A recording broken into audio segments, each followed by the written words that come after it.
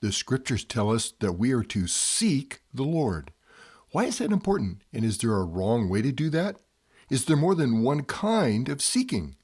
Can Hebrew pictograms help explain the meaning of the words for seek? Let's find out. Accompany me as we heed the words of the prophet Jeremiah and the apostle John. Join me as we investigate the sacred pages of the ancient prophetic text we call the Old Testament in search of Messiah.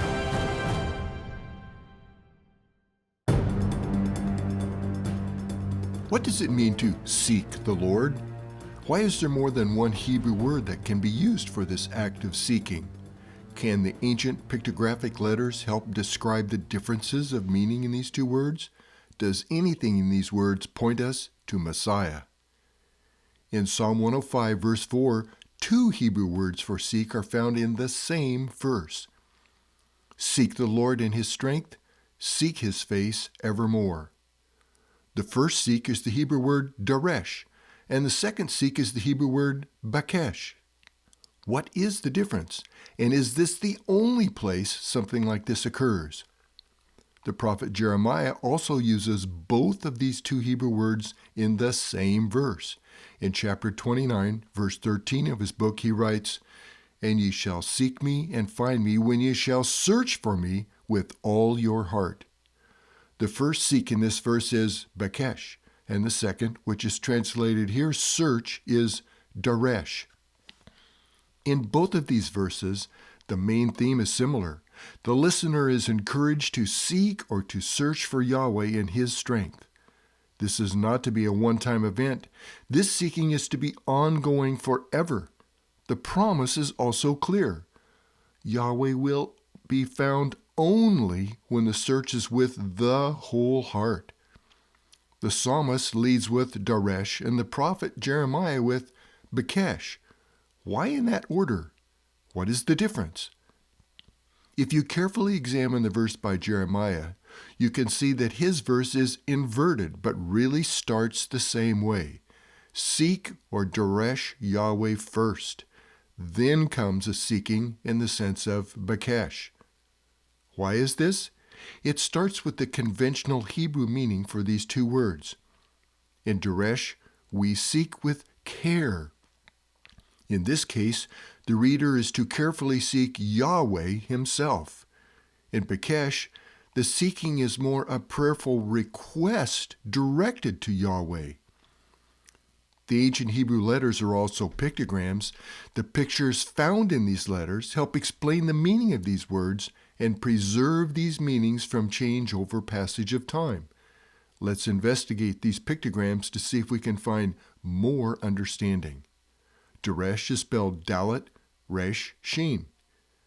Dalet is the picture of the door and means a doorway or an entrance to life or death. Resh is the picture of the head and means the master, the leader, or the prince. Shin is the picture of teeth and means to consume, to crush, or to destroy. It is God's signature. It is the one letter that God uses to identify Himself.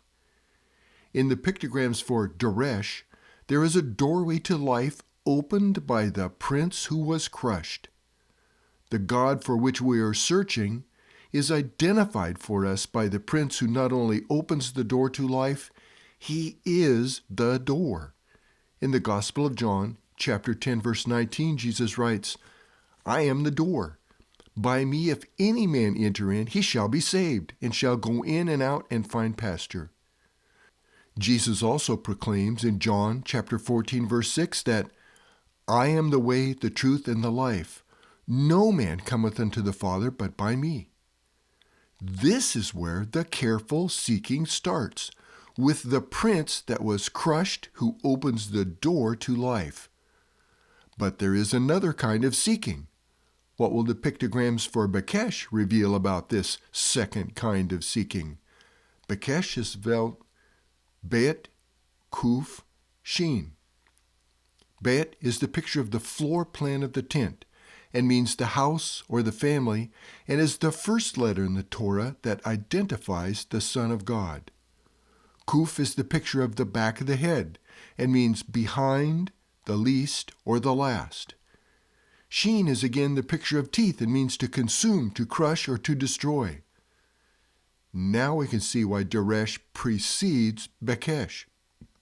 First, we need to seek and find the relationship with the Father that comes through the Prince who was crushed for us. That is Darash. In Bakash, we are in the family. We're no longer the least, but are family with the Son of God. We can petition the Father through the Son because we are part of His family. We are no longer in any danger of being crushed. The Son has already taken that on Himself for us. The Rabbi Paul reminded us in Romans chapter 5, verse 8 that, "But God commendeth His love towards us, in that while we were yet sinners, Christ died for us." Not only was Christ crushed for us, but He made us family with privileges. The writer of Hebrews in chapter 4, verse 16 states this, "Let us therefore come boldly into the throne of grace, that we may obtain mercy and find grace to help in time of need." There is a final twist to our investigation. In 1 Samuel chapter 28, verse 7, this warning is recorded for us. "Then said Saul unto his servants, Seek me a woman that hath a familiar spirit, that may go to her and inquire of her. And his servants said to him, Behold, there is a woman that hath a familiar spirit at Endor." The word seek is Bakash, and the word inquire is the word Darash. Instead of petitioning God as a member of God's family, Saul sought help elsewhere. Because Saul was under judgment for disobedience to God, God was not answering Saul's requests. So Saul sought the witch of Endor instead. As we saw in Jeremiah chapter 29, verse 13, the careful seeking, the Darash, begins with all your heart towards God. Because in his heart, Saul refused to follow the leading of Yahweh, the Prince who opens the door to life. Saul will be the one crushed instead. The prophet Isaiah directed this first step for us in chapter 55, verse 6. "Seek, or Darash ye the Lord while He may be found. Call upon Him while He is near." Thank you for taking the time to listen to this Hebrew word study.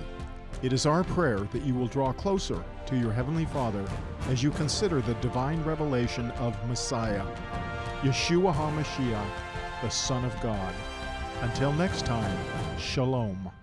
We hope this study was a blessing to you and encouraged you in your faith.